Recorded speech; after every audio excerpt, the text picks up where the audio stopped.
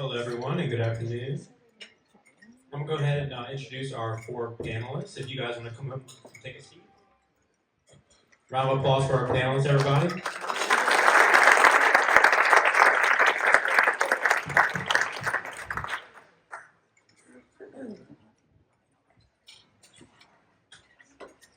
All right, and to my right, we have Ms. Holly Dingle. She is the Chief Operating Officer of ClickCare Digital. ClickCare Digital is a full-service digital marketing agency recognized as one of Baton Rouge's top 100 private companies. Holly has a proven track record in scaling business growth and enhancing operational efficiencies through strategic partnerships and world-class service delivery. Her current passion is blending technology with human capital to develop and execute innovative business solutions, effective change management, and ultimately driving substantial growth and transformation. A creative and strategic thinker, Holly boasts hands-on experience across a wide range of marketing disciplines, including campaign planning, paid search, graphic design, SEO, pragmatic, and social media. Her expertise also spans multiple industries and various mediums, including brick-and-mortar retail, broadcast, and digital. Holly holds a reputation for her leadership in cross-functional team management, strategic planning, and business improvement.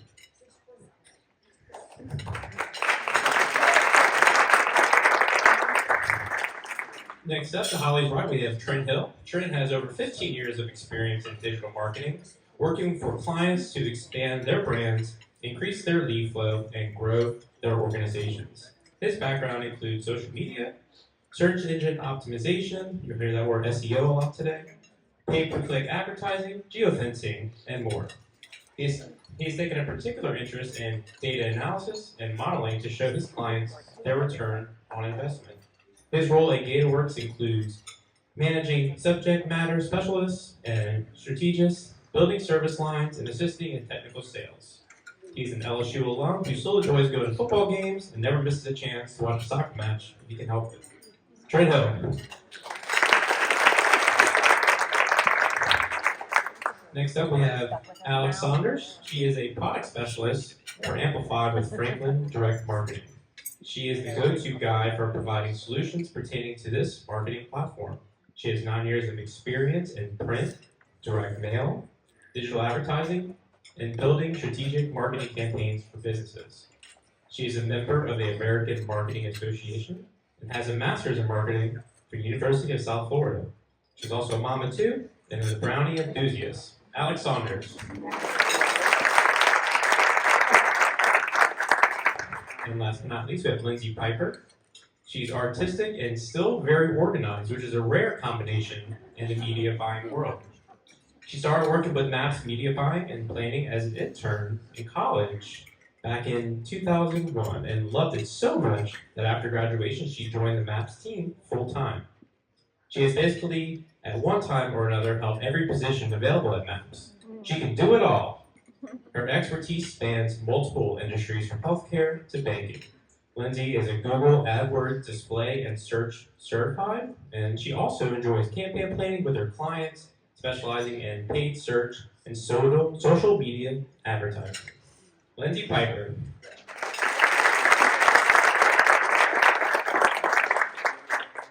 So I have some questions, some hard-hitting questions for our panelists that I will ask, and we'll get a response from maybe one or two of y'all, but by all means, if you have something to say, you'll have the opportunity to say it.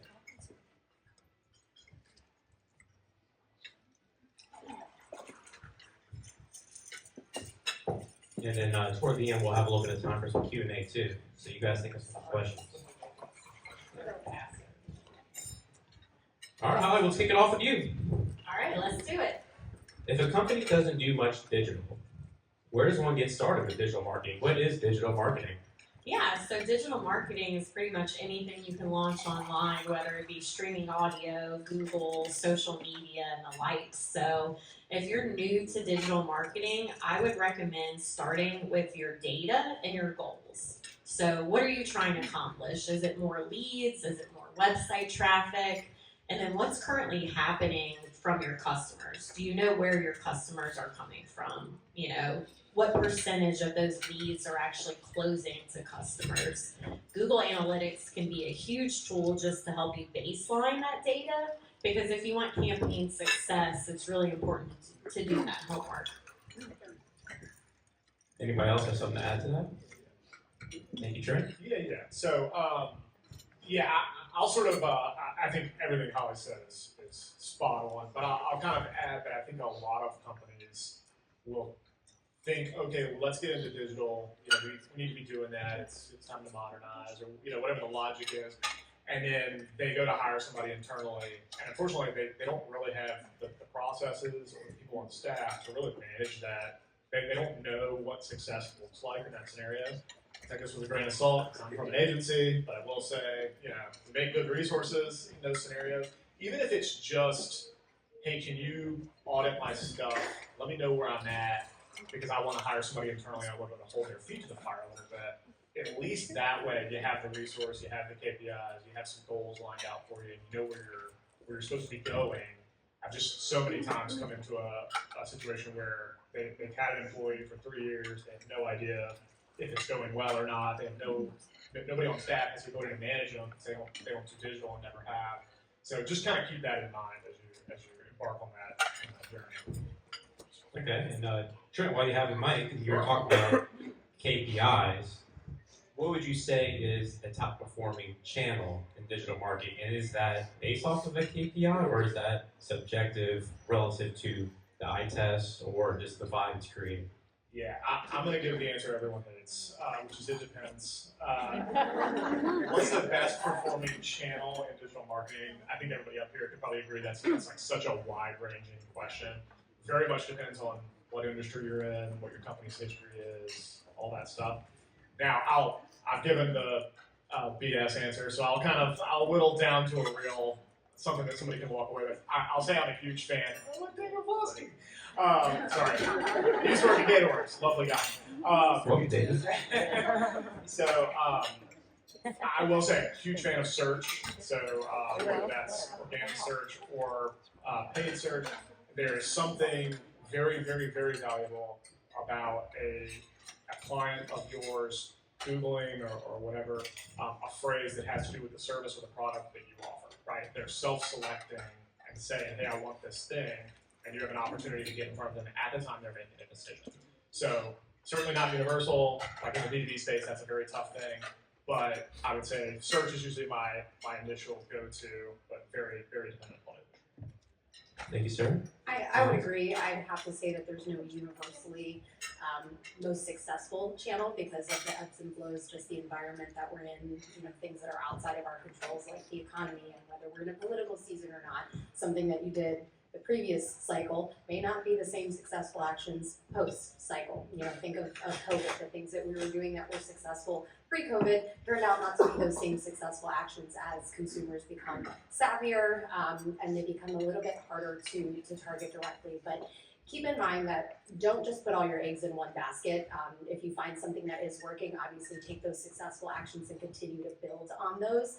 It's the sum of all parts. So don't just say, let's do a little bit of this SEO for 30 days and see how that works and then move on and test something different. You always want to be building and track it. Track everything that you can. It's not really a set it and forget it and really never should be. It's ever changing. So it's the sum of all parts. So the more that you can do, the better. It's kind of like a diet. That's the analogy that I use. If you go to the gym 1 or 2 times, you might feel better, but you're not really going to see those results for 6-8 months. If you go to the gym, you drink water, you do all of those things in conjunction with each other, of course you're going to see a better result. And it's the same concept with your marketing. Thank you.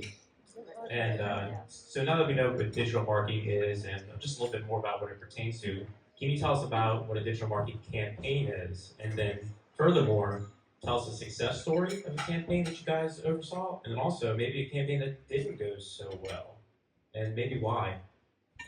The definition of a campaign is doing more than one action. A campaign is not, let's try something for 30 days, see what happens, and cross your fingers. It's something that needs to be done consistently. So when you're trying to figure out what that runway is, I would encourage you to figure out what your sales cycle looks like. If it takes you 6 months to convert a client, there's no reason why any marketing campaign should be less than that. You're selling yourself short. So a campaign is multiple actions, whether that be combining a physical mail piece, whether that be all digital, TV, radio, whatever have you. It's either utilizing one or multiple channels consistently. Second part of that question, Yeah, an example of a campaign that went well and why, and also maybe a campaign that did go so well. You didn't get the engagement you were looking for, and then how you guys were able to overcome that. Sure, I'll just go with the negative, right? Campaign didn't work, and it comes down to expectations. Where I went wrong is not setting expectations realistically based on what channels are performing at that point in time. The client wanted X amount of leads, and we weren't on the same page with the output or the efforts that were required to get said expectations. So setting those realistically and having clear, defined goals and being malleable within that process. Not to say that the campaign totally failed, but it just didn't produce what they wanted, and we just weren't on the same page with that. There's a lot of factors that go into that. Of course, your design, your call to action, your offers, the time of the year, a lot of, again, those variables that are outside of some of our control sometimes. But consistency is going to be the biggest factor in success. Yeah, Lindsay? I did a campaign that was a complete failure. Probably about 2 months ago with Day to Day. Complete failure, not a I'm moderate. surprised.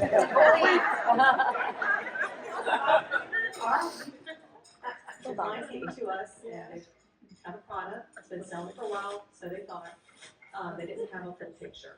They didn't have a full picture of what it was that they were supposed to be selling and how they were supposed to be selling it. We did a campaign, people went to the website, and they didn't do anything. It's the weirdest thing. So we went and looked on the website, and they don't have a CRM in place to organize all these leads. Like, there's a lot of things that were just complete failures, and it wasn't our fault. It was that we didn't communicate, just like she was saying. There's a complete communication that needs to be done.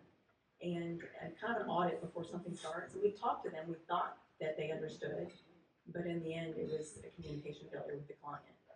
So that can be one of the biggest downfalls, is not everybody being on the same page. I'll do a success and a failure, and I'll make it quick. Success, so we do work with a group of urgent care clinic groups. So it's like probably 17 different groups of urgent care clinics across 9 states, 75 locations. We've had them for a while. They're a great client. They do great work. And I was really proud of when COVID started. They wanted to innovate significantly around that. They were the first urgent care group to offer COVID testing in urgent care. They were very, not excited, that's the wrong word, but they wanted to be able to innovate quickly and jump on this opportunity and be able to provide something that other people couldn't and be there for patients at a time that was very scary and isolating. And so we were able to jump on all these meetings very quickly, help them market it, help make changes to their website, help make changes to their internal processes that help them track things. It was very, very satisfying from a digital marketing standpoint, and we were able to feel like we were not only helping our client, but also like helping people not be sick. And you don't get a lot of opportunities like that in digital marketing to feel like really gratified. Yeah, really gratified about like the work that you're doing in the community and stuff. So that was really, really cool. It went really well. And then a time I failed. This is going back a few years, so it's not like the last time I failed, certainly. But we had this company that sold customized shooting targets. So paper, metal, whatever, but they were customized as to what you were like shooting at. They're based out of Utah, and it was full e-commerce. That was their full focus, was e-commerce, and we. I think the mistake was we didn't pay enough attention to the small details, right? So we did really well on kind of their big price items, their metal targets and stuff like that. But paper targets, as you can imagine, are not expensive. They're very cheap. And we were just spending too much to market these really low priced items. And so this was years ago, but it was a really valuable lesson to me and to my team around what, watching the details and making sure that we were acting like it was our money. And it's something I've never really forgot, because I went into a meeting with the client, I think it was probably month 3, and he was nothing if not gracious. And that made it way worse. Like, I wanted him to hammer me, and he totally didn't. He let me off the hook. And so I kind of left that meeting swearing I wouldn't make that mistake again. It was definitely one of those life learning things. So. Yeah, I'll go ahead and do a success and a failure. So success, and one of my favorite projects I've ever worked on, When I first started at Click Here, I just moved back from San Diego. We had a project called Come Home Louisiana with one of the economic development centers, and that was near and dear to my heart, having moved away and then moved back. And the goal of that was just to bring back talent. Had some really fun, cheeky messaging, encompassed all channels, and even just seeing the differences in digital 10 years ago to now. The work we did there paved the way for additional government contracts through the state of Ohio. And now we're able to track back actual corporate applications, job applications, the sectors they're applying to. And so it's been really cool just to see, okay, maybe like the creative messaging channels are the same, but the way that digital has adopted in terms of being able to track performance has been really cool. The failure, I think, and something you guys can take away is knowing the audience. So we work with a lot of car dealerships, Jerry Lane, but we had this service campaign once, and we had all the right ingredients. We had the right messaging, the right offer, the right targeting, the right budget. And we're like, what is going on? Like, no one's booking service. And the landing page we were sending it to required customers to enter their vehicle VIN number to schedule a service. So raise your hand in here if you know your VIN number off the top of your head. You've got it on your phone. So as we know, a lot of these digital campaigns, 60 or more % of that traffic is coming from mobile. And so just thinking about campaigns from a consumer standpoint, like how do we eliminate the points of friction and really get them to do what we need them to do quickly? Interesting. And, we all hear about the explosion of AI or TikTok. Is it in? Is it out? And so you guys seem very trendy. And Lindsay, I'll start with you. What are the trends this year in digital marketing? And, kind of expand on how you're going to capitalize on those trends. One of the biggest trends is AI. I mean, who here hasn't heard of it? We've all ChatGPT. You can make a picture of yourself. You can do anything with AI. Well, it's kind of morphed into every piece of marketing. Now, if I type in, I'd like a campaign, and it wants to spit out this campaign for you. I was just talking to David about how internal marketing people come in and they just think they can do it because AI will do it for them. That's not true. So that's one of the biggest trends is people relying on AI completely versus using it as a tool. Another trend is to TikTok shop, if it's going to still be around, we don't know, but it's huge, it's trending terribly. And I guess the last one would be people from like TikTok crossing over to other platforms. It's creating new platforms. We've had a lot of TikTok spinoffs since they think TikTok's going to disappear that are trending within the last month or so. I'll go next. So I think one of the trends definitely I agree is AI, and what I've seen in the digital space is campaign consolidation. So formerly you'd have a separate video and display campaign. Now those are combined through products like Demand Gen and Performance Max. And so it's reaching the right audience with the right type of campaign at the same time, and then responsive changes. So whether that's in ad copy, creative variants, and I think another one is going to be a CDP. So a lot of people are familiar with CRMs, but CDPs are customer data platforms, and those you can actually automate marketing campaigns through actions. This person came in for service, this person's a lead that hasn't closed yet, and you can set up campaigns based off of those actions. Thank you. And so we have a lot of small business owners here in the room, and they might be today thinking, okay, I'm going to create all these digital marketing campaigns, I'm getting started. What are some things or some mistakes that maybe you guys have experienced that they could look for to avoid when they get started marketing, and especially digitally? Sure. Yeah, I'll jump off. I'm good at mistakes. So, I'll say, particularly Google Ads, you can spend a lot of money in terrible ways. So, oh my gosh, they're so good at it, right? They're a machine. So, I've had clients where, like, for example, I had a pest control company where they were targeting like rodent removal, and Google took that keyword and said, oh, you know what's close enough to rodent removal is mouse removal. And you know what's close to mouse removal is Mickey Mouse. And so anybody searching Mickey Mouse Club, this company was paying, $4 a click. So it's like 9-year-olds trying to find Mickey Mouse Club, right? They were furious. That was before they worked with us, for the record. They were doing it themselves. Made for an easy pitch, as you can imagine. And there's lots of stuff like that. Like, I'll tell you, more often than not, if the people on this panel looked at a Google Ads account, they would probably find, probably not something quite that egregious, but they'd find something, right? And so that one's one that is just layered with mistakes, and it's not because the people who run it are stupid or inefficient or whatever else. It's because it is a super technical platform that no one really has the time to learn unless it's like 100% of their job. That would be a big one I would look at, and then from an SEO standpoint, if your website doesn't rank well, there's a reason. It's not just like this black hole mystery. I would go find somebody who can tell you the answer to that. Usually it's pretty technical, but there is a reason why your site's not ranking for something, I guess would be my main thing. In addition to that, I would say start where you are.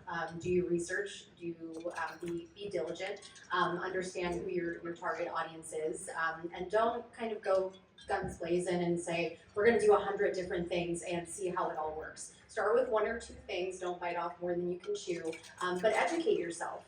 Don't be afraid of ChatGPT and AI and machine learning. They are really useful tools, but don't take out the personal element. That's going to be a big thing that we're going to see here. Automate things where you can, like your email marketing or thank yous or confirmations, things like that. But there are certain points during that customer process that do need and deserve a personal touch, so don't eliminate that. Second thing that I would say is also don't discredit the power of physical direct mail. Yes, snail mail, pen, ink to paper. Direct mail is a very effective marketing channel, and it's even more effective when you combine it with the power of all of these digital channels, and you really create kind of a powerhouse, like the silver bullet of marketing, if you will. The direct mail piece is one of the only channels of marketing that simply can't be ignored. It's tangible, you can feel it, you can touch it, you can smell it. All of those channels combined are going to produce the best result. But kind of take your time and be patient. Give yourself some grace. It's not going to happen overnight, so don't get frustrated. You're just going to see the money coming out. You may not see it coming in as fast, but Rome wasn't built in a day, so chill out. It will work, but make those adjustments as you guys see fit, and seek help. Don't be afraid to ask for help. Not all salespeople or marketing people are out to get you. There is a method to our madness and what we suggest, and I know some of you guys as salespeople deal with that all day, but show the proof, right? Show the stats, show why it works and why it should work, and just know too that not every marketing campaign is going to be a home run. So, Alex, to that, direct versus digital marketing, why and how should I plan on using one or both, one or the other? And can you tell us a little bit about how you make that decision? Yes, so I'm going to go with his answer. It depends. It depends on a lot of variables. It depends on who your audience is. It depends on what product or service that you're selling, but there is room for each and both of those. Honestly, in every type of marketing channel. So what I would say is look at your risk versus the reward, essentially. So when you're looking at the balance of 2 invoices, obviously sometimes digital marketing can be a lot cheaper than direct mail, right? You have your postage, you have your print costs, and you're looking and comparing the two. It's really easy to say, okay, let's just try some digital, let's do some email marketing, let's do a little of this and see what happens. But what you're not considering is the lifetime value of one new client. So figure out on that customer journey how many times you actually need to touch that client before, or that prospect before they actually convert, is essentially your estimation of efforts and what that acquisition cost is. I'll talk up here about direct mail until I'm blue in the face. Direct mail works, it's always worked. With the emergence of the digital channels and how people can find information, some campaigns are a little bit less effective depending on, again, who your audience is, but we know direct mail. We know direct mail very well. We also know digital very well. So again, consider combining the power of those 2 efforts, and I can almost guarantee you're going to see a better result on the physical mail side and the digital side. Sort of second.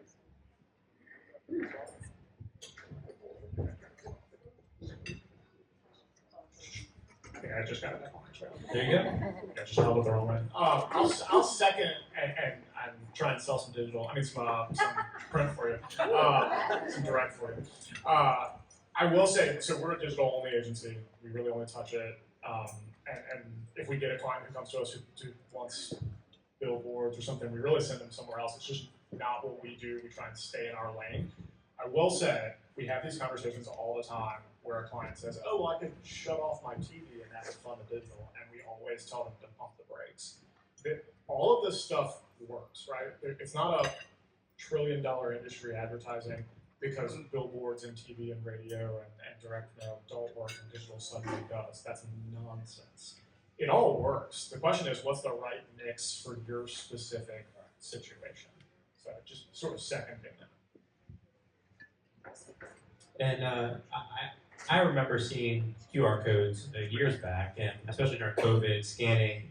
Are QR codes still effective? Are companies still using them? And how does that apply to your business?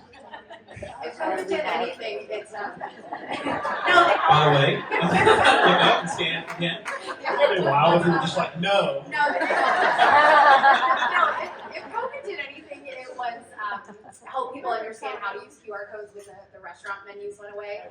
Before COVID, I personally believe that restaurant menus are just the most disgusting thing between that and a hotel remote. So anything that I cannot touch and use myself, I'm going to use. So QR codes, yes, they definitely still work, but again, it depends on your vehicle, your audience. Do QR codes work on a billboard? I don't know how many people are scanning a QR code going 90 miles an hour down the street, right? That might not be the best use of it, but when it comes to direct mail, yes, it's a really easy way. It goes down to your convenience of end users. If I don't have to type in a long URL or a specific URL, people are lazy, and that's just who we are, right? We don't want to read things. We don't want to take extra time to do things. It's all about simplicity and convenience. So QR codes definitely work, but where we're going to see a shift or an emergence of an enhancement of a QR code is going to be a key QR code or a personalized QR code, where each individual code is personalized to the user. So mine is different, Kelly's is different. Everybody has their own QR code, which then can lead to also a personalized URL, where all their information may pre-fill, like in insurance, right, where you're looking at a premium, all your information is pre-filled, it shows you how much you could save. The only thing you have to do is click, yes, I want to talk to an agent. How simple is that? So it's making the end user not have to go through, jumps, do backflips to give you the information, just like the VIN number. Where you're also going to see an emergence or an advancement is in augmented reality, or AR, where let's say, BMW is sending you a postcard about my dream X5 in pearly white, and I scan it, and then it puts me inside the vehicle. I'm now in the driver's seat where I'm moving it around, and I can now get an experience versus just a, hey, come do a test drive. It's so much more personalized, and you're giving people an experience versus just putting a postcard or a digital billboard in front of them to say, hey, come down to the dealership and test drive your car. It's about experiences, and those are the personalized touches that are really going to make a difference in digital or direct mail, both. Interesting. Anybody else? Yeah, so to kind of add to like where the next evolution of QR codes are, Amazon Connected TV just recently came out with a feature where you can watch something on the big screen and there's a little button that says send to your phone. So I think it's eliminating some of that user friction where if I get an ad, I see a nice t-shirt, I can just hit with my remote, send to my phone, and it knows through Amazon account, all right, it sent me the information, now I don't have to go and look up that URL. So there's a lot more attribution, but just further evolution of sending things to your phone. And we all understand the three letters ROI, and we always want to perfect that, understand it better. But if I get a billboard on I-10, how do I measure the success of that digital billboard or that digital campaign? How do you quantify that, if it's a success or not? Yeah, I think it goes back down to goals. So is the goal brand awareness? Is the goal getting out a certain message? Did you put maybe a certain offer on that billboard that you haven't seen somewhere else? Evolution of billboards. Now you can buy billboards through programmatic. So you can actually log on. A lot of them are digital now. And then through location services, you can track how many people passed it and other things. So I think it goes back down to the goal, but also using other mediums. A billboard efficacy can also be measured on, hey, did our search volume on Google increase? So we launched this billboard, maybe there's a product on there, and all of a sudden, in 2 months, search volume for that product went up 20%. It's indirect, but that's a direct correlation to the success of that billboard. Thank you, Trent. Yeah, I mean, I'll sort of take a little bit of a different tact and just say I think when we talk ROI, digital has this great reputation just because it has so much data, so many numbers. And it can be a little bit of a double-edged sword, it's the truth, right? Like, there's so many things that you can measure, but what are you measuring that actually matters is sort of the question that goes back to goals, I think. And then sort of a second step beyond that is just because you cannot measure a specific number in association with whatever channel, radio, TV, billboard, direct mail, whatever it is, doesn't mean that it didn't provide value, right? It means that there's fewer measurables around it, but it doesn't mean the value disappeared all of a sudden. And I think there is this notion amongst clients that because you can measure things with digital, it is inherently better. And look, I'm a digital guy, so I'm not trying to stomp all over us, but there's room for all of these things, is the truth. And it does sometimes come down to how much are you willing to sacrifice value because you want to measure the value. And that's a tough question that I don't know has an easy answer, but it is one that I'm trying constantly to ask not only the strategists on my team, but also clients, and have kind of an open conversation around, because the truth is they might have had a ton of experience and a ton of success with radio campaigns, and then suddenly they're talking about shutting it off because they can't measure it. Why do you want to shut it off? It's doing well. Let's keep doing that, and then let's add something that we can measure or add some measurable piece to it. And digital obviously has its quantitative data, right? Google Analytics will show you so much. It's a great tool, but there's other lead identification pixels that you can be using, putting pixels on your website that help identify exactly who those people are, de-anonymizing those website visitors. It'll also track, what people are doing once they get to your pages. Utilizing those is going to be helpful in the de-anonymization of those. But more importantly, I think sometimes as businesses, we get afraid to ask prospects and clients, hey, how did you hear about us? And even though they may tell us Google, or they may tell us this or tell us that, collect data from them, as much data as you can that's necessary. And I know we're going to talk about this with privacy and whatnot, but collect as much information from those people as you possibly can. Match that information back to geography, match that information back to a mailing list. Match it back to anything that you can to get the proper attribution, but don't be afraid to ask people where they heard about you, or did somebody refer you. Get that information from them, and it's obviously helpful to identify what's working and what's not. But obviously don't stop things before you see the fruits of those labors either. Interesting. And Lindsay, if I may, I want to start with you for this next question. We have a room full of marketers here, some new school, some older school, and some are maybe slower to adopt digital marketing. I felt pointed. So tell me about the challenges regarding traditional marketing, integrating digital marketing. Is it a challenge of philosophy within the firm? Is it the leaders? Is it the cost? Can you expand on that? Honestly, it really does start with age and your idea of what. I've been in this industry for 20 years. Started buying television. There was 5 channels in Baton Rouge Market. Still are, and you could buy those and reach literally everyone. Everyone sat down at 6 o'clock and was watching it. I mean, the ratings were crazy. And so these same people, whenever they think about doing digital, they just can't wrap their head around leaving. I said, you don't need to leave it. You need to add it. It's an addition. It'll help you. But your start is preparing everything, the digital stuff we've all been talking about.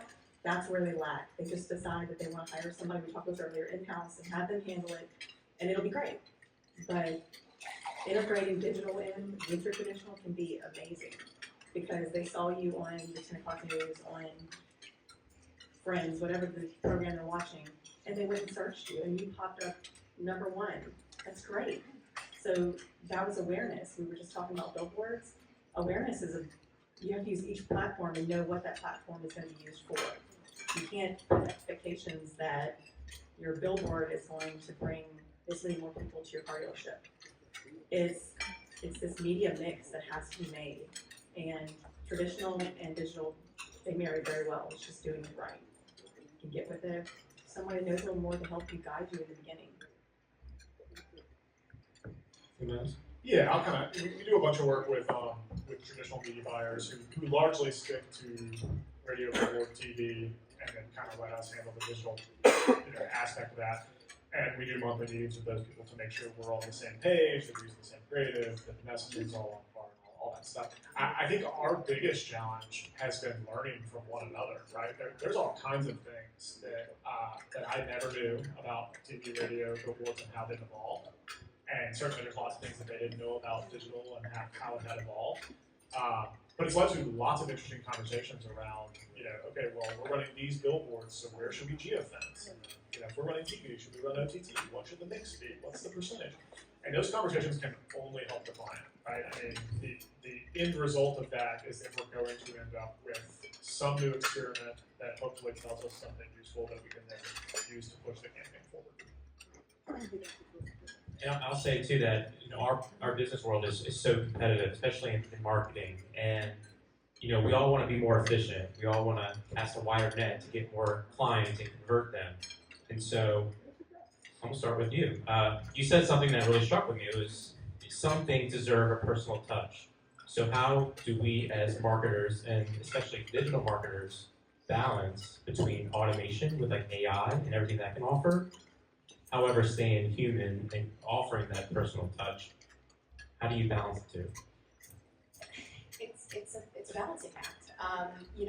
It's tough, and it depends on who your audience is, but understanding that audience and how to communicate with them. Different generations. There's tons of studies that have been done that show millennials want to be talked to, and this is how they want to connect. So allow them the space to do that. The older generations want to utilize these certain technologies, or they may be more apt to picking up a phone and actually talking to somebody, whereas this generation likes X, Y, or Z. So understanding who your audience is and how they would like to be communicated to, I think, is critical, because that'll give you all the information that you need to know. Now, of course, not everybody's going to use your QR code. Not everybody's going to go to your website. Some might come into your brick and mortar location and you have to spend 2 or 3 hours with them.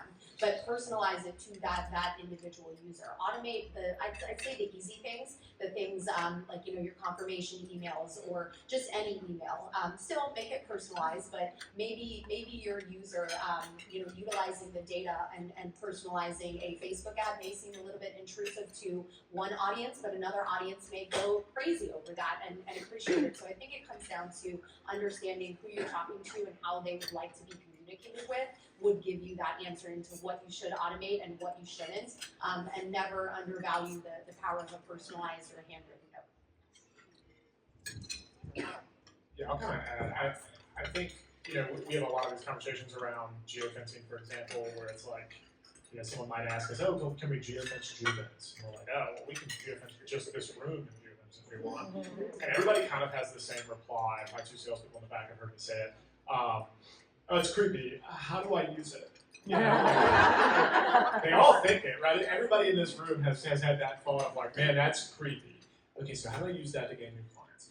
And so there is this inherent balance that I think you're speaking to, where it's like, it is kind of creepy to be that personal, and you do have to try and balance that. I think where it makes sense is, email and stuff like that, where they've given their permission to use their name and stuff.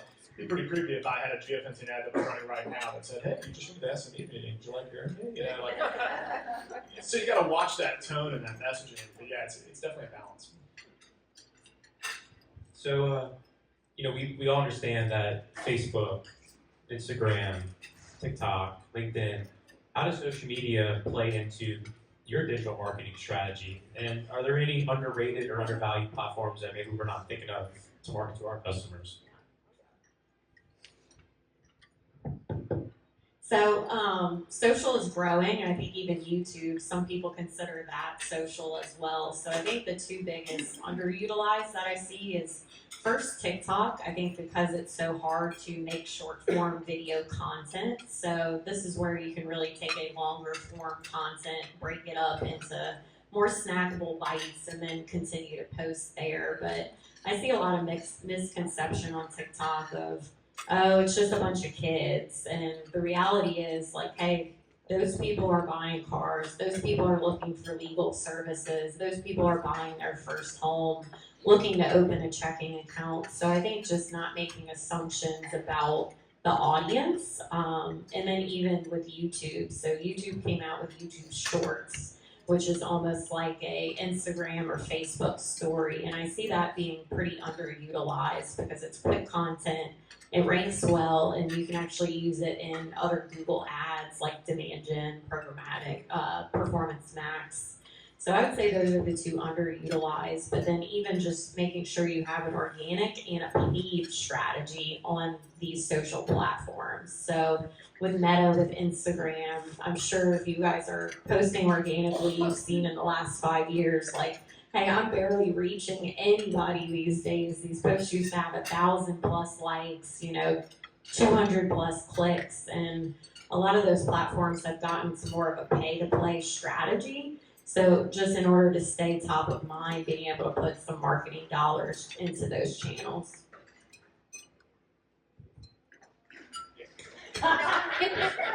Ladies first. Some may laugh, but I think Pinterest still is an underutilized channel. And while some may have the misconception, I don't know if it's rude, some might have the misconception that Pinterest is just for crafts and silly things like that. But being able to link up your website to whether it's furniture or whether it's retail, being able to do a direct link to make it again convenient for end user because we're lazy and we want direct links. Utilizing that as a way to get in front of the right audience. But I think sometimes too with the social and underperforming, or this isn't performing the way that it used to, I think we've gotten too savvy is not the right word, but we're overthinking our creative. Facebook and Instagram are a personalized, personal thing where people are looking at pictures of their grandkids or fighting about politics or watching silly videos. We're all human, first and foremost, right? We're all consumers. So bring your content back to the human element level, right? Just be yourself. Don't be afraid to get on camera and do a little short of, hey, we're running this, or we're doing this sale, or meet us down here for this event. Like, just be yourself and be normal. And people engage with that kind of content so much higher than this is Alex, and this is a paid sponsored ad. People don't want to see that stuff anymore. Get personal. Don't overthink it.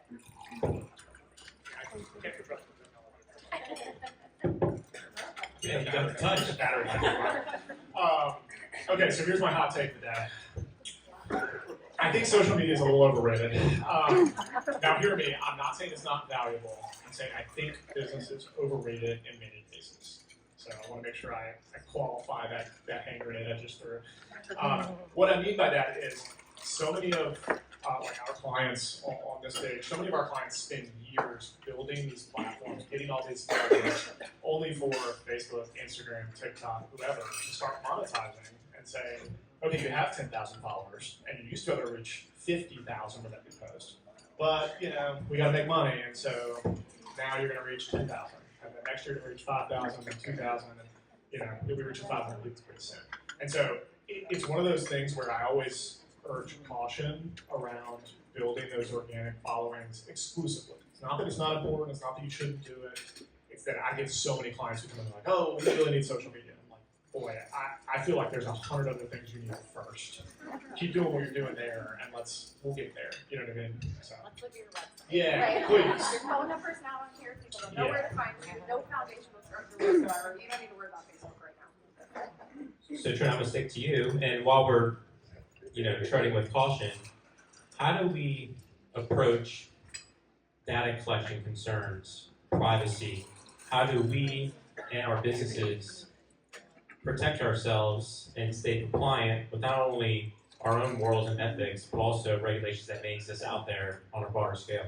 Yeah, so if you're not aware of GDPR, the California law now. If you work in healthcare, HIPAA obviously just changed in December of last year to be far more stringent around advertising. COPPA, which is the law that regulates how you advertise to minors. All of those things have come into the digital age now, and they are far more restrictive than they were 5 years ago. People in the States probably loved 5 years ago because it was Wild Wild West as far as digital goes. But yeah, you can basically do anything. But it has become very, very restrictive, and they are not playing around with it. So the fines that come along with some of these issues are massive, and so, you know, it all depends on what industry you're in, I think, but like, I'll tell you, over the last year, I've become, I could probably start a side business on HIPAA compliance when it comes to digital. I've gotten very good at that. So yeah, I would kind of just urge you, GDPR is probably the big one if you do any business, really, even if you don't do business in Europe, if you market in any way to people in Europe on purpose, or even on accident. Same for California, and then if you're in the healthcare space at all, geez, go talk to somebody about compliance around that.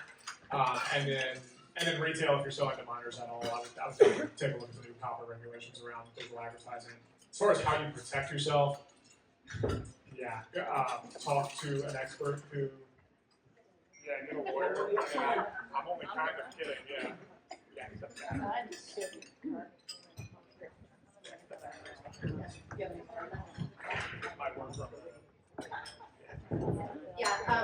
Educate yourself, get the certifications that you need, talk to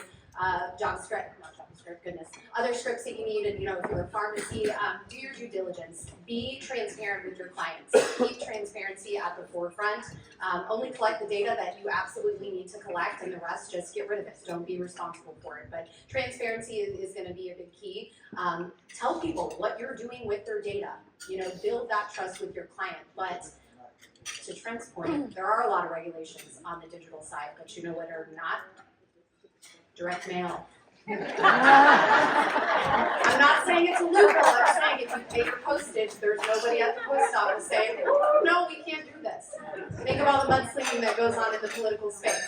I'm not saying it's a loophole, but I'm saying direct mail doesn't have all the crazy regulations that the digital side has. So this is a really good opportunity, not just because I'm a direct mail guru, but direct mail works, and it works really well in these spaces. But you can also take advantage of platforms like addressable geofencing that don't use any type of scripts or codes that need to be placed on websites, like your generic geofencing and whatnot. But just do your due diligence. Hire a lawyer. Don't pretend you know what you're talking about. If you don't, heavy fines come with that. But direct mail. Yeah, the operations side of me is a few words of advice. One, just consult with tech or IT. Make sure if you have data that you're storing it, encrypting it, hashing it, having very protected data warehouses. If we're in marketing, we're handling customer data. Another piece would be making sure you have the appropriate insurance policies. So in the last couple of years, we've had to update our insurance just based off of data breaches, handling customer data, things like that. And then just do your research on what's out there. And I agree with Trent, consult with a lawyer, because there are people and companies out here that are looking for easy targets. So you want to make sure you and your company are protected, but even your customers are protected as well. So we're going to let our crew ask you guys a question or two, but before we do that, we can all probably fill in the blank, blank cells, right? So my question for you guys is, what kind of content sells? Yeah, I really liked what you said earlier about just being genuine. I've seen a real pivot from overly produced long-form video to just more organic content. Get your message out there in the first 3 seconds. You don't have to produce these long videos. 6 seconds is fine. We have short attention spans, so just get really, consumers these days, they're demanding, they're selfish, what's in it for them, and really make sure that that's pushed across pretty quickly. I mean, it's direct, but it's true. I'll say weakness sells. Bear with me for a minute. We probably all saw the Got Milk campaign over the years, right? I love this story. Goodby and Silverstein, who are advertising mavens, go into a user study that they're think it was the California Milk Producers Association was putting on, and they were asking all these questions around why is milk good, and they were getting the same answers over and over again. It was boring and it was unhelpful, and so Goodby and Silverstein had them reverse it, right? Why is milk bad? Why don't you drink milk? Because that was the problem ultimately, right? And over again, they got this answer of like, oh, it's like kind of embarrassing, I guess, when you're drinking milk in public, and it's like you get this thing. And someone said milk mustache, and it was like the first time someone had said that. And they were like, okay, we're going to seize on that, and we're going to use that. And so that's a very long-winded way to say, don't be afraid of your weakness. Your industry stinks at something. I know mine does. Transparency, we stink at transparency universally. I'm not saying the people up here do, but our industry sucks at it, right? They hide things, they put things behind shields, and they talk over your head, right? They all this tech speak, and they refuse to just make it layman's terms. They can, they're choosing not to. And so we tried to confront it very directly by saying that's a weakness in our industry, and we're not going to do that. We're going to be super transparent, and we're going to communicate like human beings do, and stop using so many acronyms if we can help it. And so I would sort of push you and say like, what's your weakness? Maybe not yours. What's your industry's weakness, and how are you dealing with it? And if you're not dealing with it, you're hiding from it. I don't really think honesty sells. Like you said, transparency is honest. Like people love it when you feel like you actually can believe the message you're receiving versus you're kind of like, there's no way. If you can believe what someone's trying to sell you, they'll trust you. It's that trust, that honesty, that open. That's where we are right now. Selling something. I think consistency sells. You have to be consistent in anything that you do. I'll die on that hill. The biggest takeaway is don't just try something 1 or 2 times or for a short period of time that's shorter than your sales cycle, because again, you're just cutting yourself short. So put the effort in. You gotta allocate the right resources and budgets to it, and just be patient, but be consistent. Thank you all so much. Anybody have a question up there? Thoughts? Anyone? You good, sir? Hello, my name is Aaron. I teach the Advanced Digital Marketing class at LSU, and all of these people are watching. When are you guys going to come to my class and be a guest speaker? That's a good one. Class now, I'll just Monday, Wednesday, Friday. reach out sharp. So. Yeah, I'll give you my card after. Done. Sounds good. Oh, also, everything that they just said, each thing is a lesson in my class. If you guys ever want to come, they're all telling the truth. Yeah, it's shameless plugging too. We are actively hiring for account managers. So students or marketers in the room, if you're interested in learning more about digital, have a passion about digital, please get with me. All right. Anybody else? David?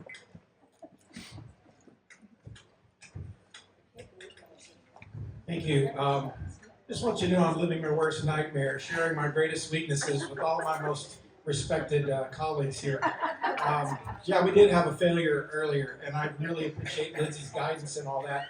I brought her a client that was a mess, and what I've learned and what you guys have shared with us today is that do your homework and verify what your client tells you, because when you get that information in and you make assumptions based on what they're telling you in good faith, they just don't know what they're talking about. But they give you the information and they tell you this has happened, this has happened, this has happened. All we need you to do is X, Y, and Z. So we say, okay, that sounds reasonable, so we'll do X, Y, and Z. Well, when that doesn't come to fruition, you say, what's going on here? This doesn't make sense. And Lindsay was absolutely invaluable in helping us to forensically go back and say, what is the problem here? It's not the advertising. The problem is the client has some dots that are not connecting. And so we were able to go back and address that. So what the takeaway from that is we have to be campaign-minded and client-oriented to take the lead for our clients. We have to actually do the due diligence and take the lead. Even though they know what they're talking about, even though they've done it before, we need to listen to the experts because they know what they need to make it happen. Nobody is more invested in making sure that client is successful than the person in these 4 chairs. So I appreciate y'all's expertise, your experience, and your advice, because we need to know that if it's for our company or if it's for our clients, if we represent clients like I do. So I just want to say thank you to you guys for what you do. And I know that digital is an absolute necessity. I love the fact being, I come from a traditional marketing background. I love the fact that you recognize that digital plays an important role as well as traditional. Yeah, direct mail does work, by the way. Amen. I'm going to set our panelists free. We have another one? All right. One Yeah. question about, when you think about the marketing budget, right, you have the marketing budget, we want to go invest these dollars. Used to be newspaper, radio, TV, and each certain chunks, or one third. How does digital fit into that? When you're brought in with a client, how are you able to recommend, or are you able to ask that question? What do you anticipate spending in 2025, and how can you help them effectively spend money in their budget? Does that make sense? Yeah, I'll go first. I think it's a collaboration. So it's, coming in with that pre-homework. What is your cost per lead now? What % of your leads are converting to a sale? Where are your clients, where are they coming from? So it's determining that budget. Is the budget realistic? And then that budget determines strategy and tactics. So typically, if a client has a smaller budget, I'm definitely with you. Start with the pull advertising, people actually looking for you, and that would be Google. Then you can work your marketing funnel up and say, all right, we've covered the bottom. Let's make sure we start to build in some more evergreen tactics, so then that bottom of that funnel does convert more. So I definitely would say start there, and then if you do have a limited budget, just make sure that your geo-targeting is realistic, where I've seen, I've got a client, they've got $5,000, they want to get 300 new leads and invest in all these channels and go nationwide, and I'm like, maybe we should start in New Orleans first, prove the model, and then expand. So it's definitely our most successful campaigns have been that collaboration. Let's look at the data. What's the goals? Are the goals realistic? Is the budget realistic for the channels? And if not, then, let's strategize. It's that typical champagne taste with a beer budget. Okay. I think one of the most important questions when you're going through that consultative process with a potential new client or an existing client is understanding the lifetime value of one new client or prospect, not just that immediate sale, but if they're donating $100 that first year and referring 2 other people to the organization, but they tend to stay with you for 15 years, you got to look at the bigger picture there and then figure out, okay, we need X amount of clients to make that back. Here's what the ROI would potentially be, and then it's a little bit easier to say, okay, this campaign realistically is going to cost $50,000 to $100,000, but that's only 2 or 3 new clients. Do you think we can get 2 or 3 new clients in addition to your existing revenue that you're getting now? 2 or 3 clients, is that realistic in the next 6 months? If not, we've got a bigger problem. So understanding the lifetime value and the risk versus the reward of that campaign, and then making those adjustments as we all see fit as a team. And direct mail works. Direct I have a question. This team's gonna pull me off of a hook if I don't make this quick, but I'll make it quick, I promise. I will say, anytime we have these conversations, it's always, again, dependent upon the industry and the client and all that stuff.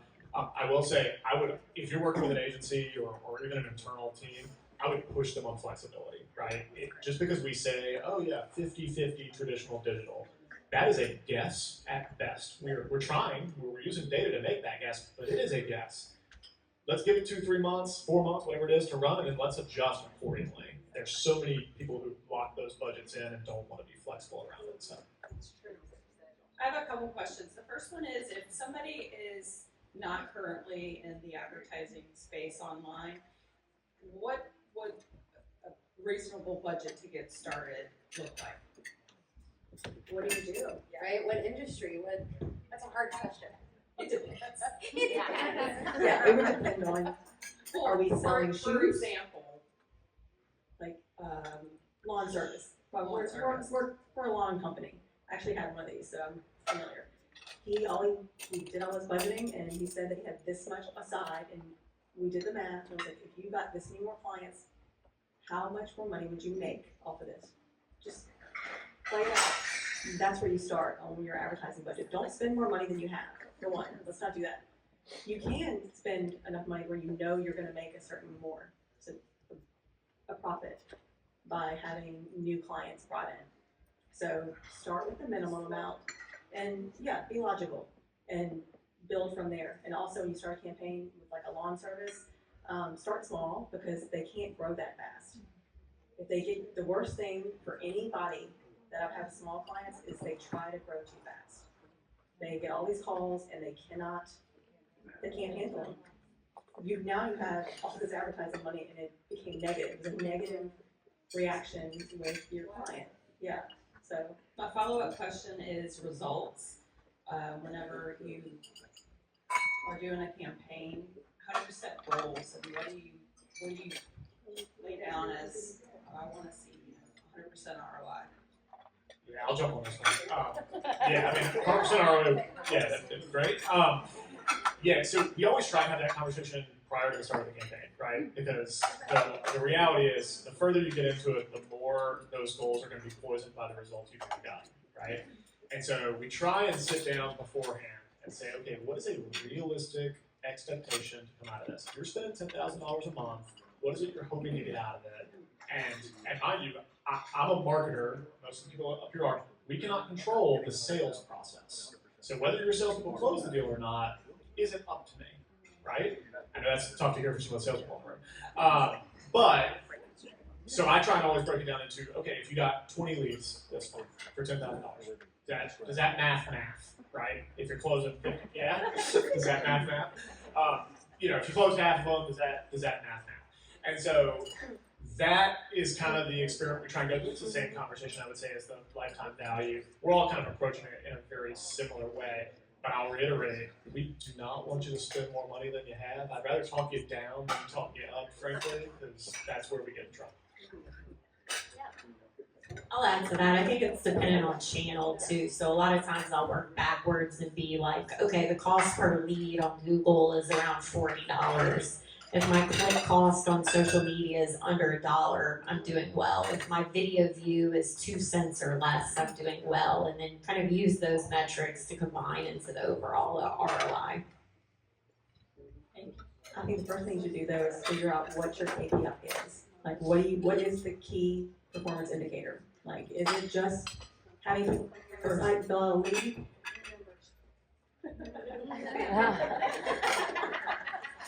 Now I understand. Okay.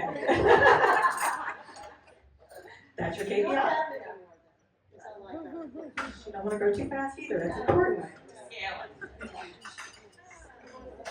Does anybody else have any other questions?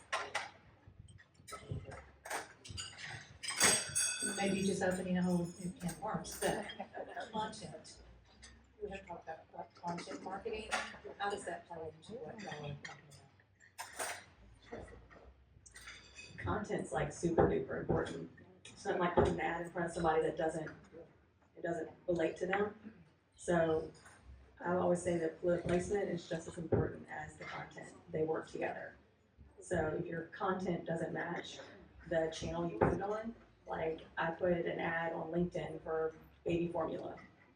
There might be somebody on LinkedIn that's interested in it, but the content doesn't match. The content is just as important as where we place it and what type of format it is the content that you put out. Yeah, wrong message for the wrong meeting, right? Yeah. So, I actually got served, weirdly enough, one of these ads this morning. It's, I don't know if you guys seen this, on YouTube. It's like these skippable ads. It's AI generated, very obviously, of someone talking. The voice doesn't match the lip movement. Very low, like, production quality. And it was a classic case of like, I actually sat there and watched the whole thing because I like that. I'm a nerd. I wasted their budget, yeah. And that's the point, right? It's like, anybody who sat there and watched that, I guarantee you they're not getting conversions off that. It's such a poorly produced thing.